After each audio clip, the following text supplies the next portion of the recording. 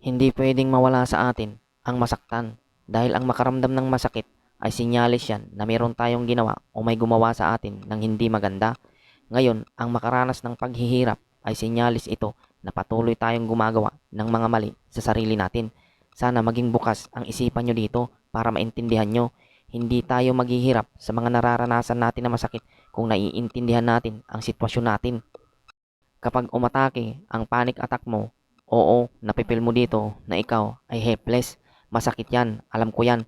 Pero ang katotohanan, hindi yun totoo na ikaw ay helpless dahil yan ay isa lamang damdamin na dulot lang ng sintomas ng anxiety disorder. Kapag yan ay tinanggap mo ng walang pagrereklamo, may posibilidad na hindi ka na mahirapan. Pero kapag hindi mo yan tinanggap, may posibilidad na may hirapan ka talaga. Kaya ibig sabihin, nasa atin lang din ang susi para hindi tayo mahirapan.